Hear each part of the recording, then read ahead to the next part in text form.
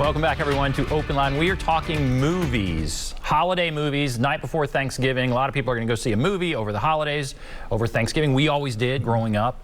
And so what's out there? We have with us film critic Jason Shawhan, writes for the Nashville Scene and is on often. We appreciate that. All right, so the first segment, we talked about the Disney film Encanto, Ghostbusters, House of Gucci, the James Bond movie.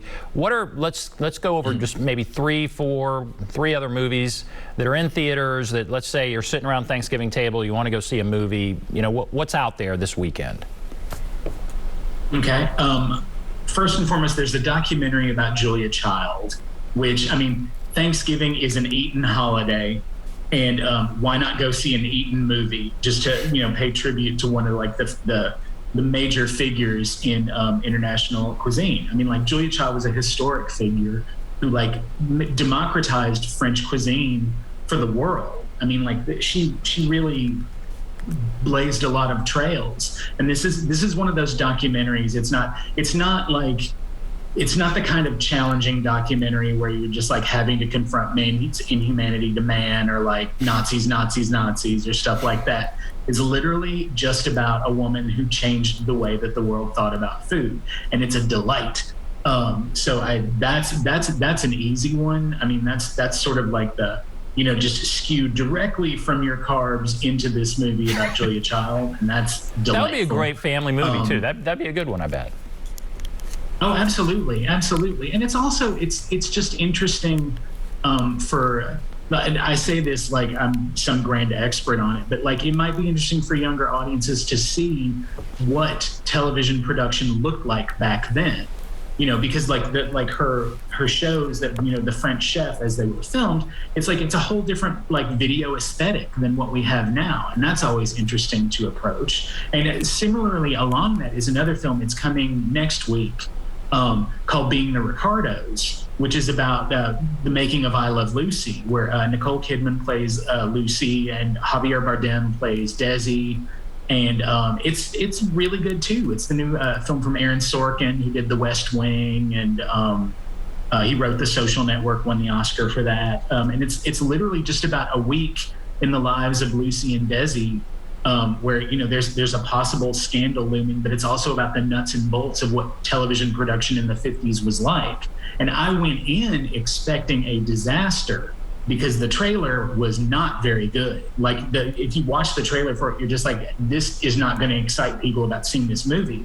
But it's actually quite good. Like everyone in it like really delivers. And by the end of it, you're just sort of like, I had no idea I was going to be going through this emotional hurricane just, you know, about the making of I Love Lucy, but it's there. And it's, you know, and shame on me for doubting Nicole.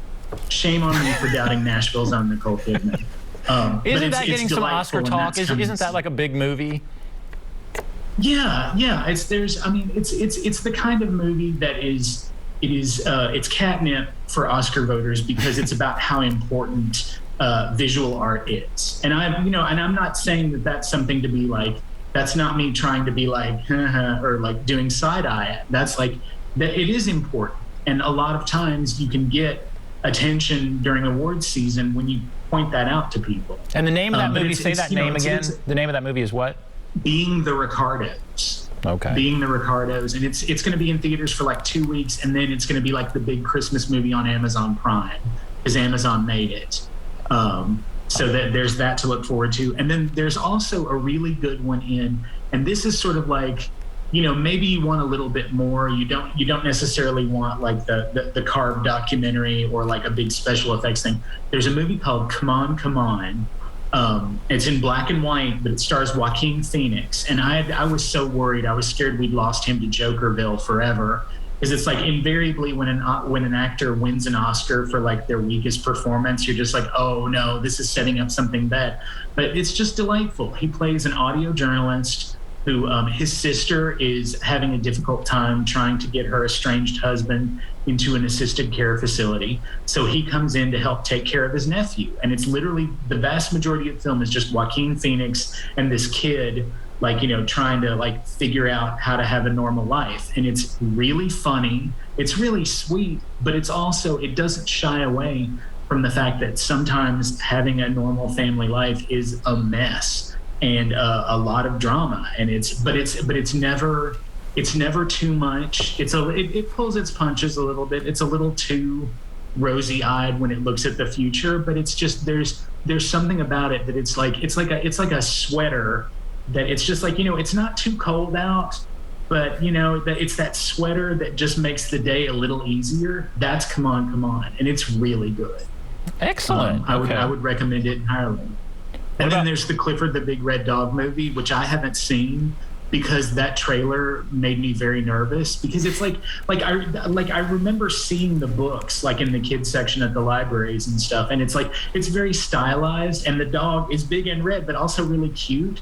And for the movie, the CG they're using goes for realism, like a realistic looking red dog, but giant, and it's terrifying. Respect to the kids who can handle it. I couldn't handle it. Okay, that's funny. All right, and King Richard. What about cartoonish license? Yes. What about King Richard with Will Smith? I haven't seen that because for me, inspirational sports dramas, that's my least favorite genre. I've got to get 2 or 3 people that I know to just say, no, you need to see this. And I've heard Will Smith is incredible in it, and the Williams sisters produced this movie, so they are telling this story about their dad and the process of them training to become champions of the world. And I find that vaguely interesting, but at the same time, inspirational sports dramas are not my story, even though I did really like the new Halle Berry film that's just premiered on Netflix today, where she plays an MMA fighter. It's her directorial debut. It's called Bruised. It's really good. And again, inspirational sports drama, but incredibly violent, just shockingly so. But at times it's like a Douglas Sirk film. They found a way to have the emotional melodrama hit as hard as when people are kicking each other in the face. So if you're looking for an inspirational sports drama, I'm sure that King Richard is absolutely worth checking out.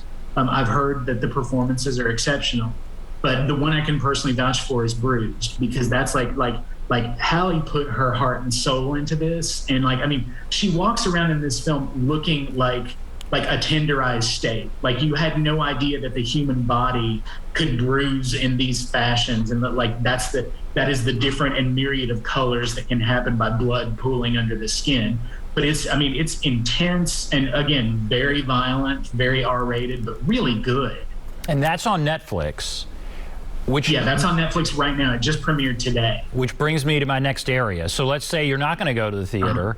Some of the ones we just talked about, King Richard's also streaming, I think, on HBO Max. But what's out there streaming if you don't want to go to the theater? What are some things that are coming out or maybe are out this weekend that you recommend? Well, I sort of there's some. When it comes to streaming this time of year, Thanksgiving to Christmas is all about the old favorites. There's a lot of new stuff out there, and I'm intrigued by that. But it's at this point, I'm just if it's going to be something streaming, you want to go with either something that is an old favorite or that has the potential to be that. And it's also because I don't know 100% of what's premiering on the streaming service, because they're all putting out their new not premium. Oh God, where's my brain? They're all going for their prestige releases for the year, which a lot of times are things that have gotten little mini theater runs. Or I'll tell you, no, I'll take that back. Apple TV, I think. Is it Apple TV or Amazon? George Clooney directed a new film called The Tender Bar. That's really good. It's surprisingly sweet. It's based on a memoir. You know pretty much where it's going from the beginning, but the performances are great, including one of Ben Affleck's best performances. He's the bartender of the titular Tender Bar. He's hysterical in it, and he's the emotional center of it. It's like going back to The Last Duel. Ben Affleck is having an incredible year for performances in films that aren't necessarily getting the kind of attention and audiences that they deserve. But I never would have guessed that happened, because I never really was I thought he was a really promising director. Argo was something that I was just yeah, I'll go with that. But he's just sort of this year has been his time to be an incredible actor in films like that. But yeah, that's coming.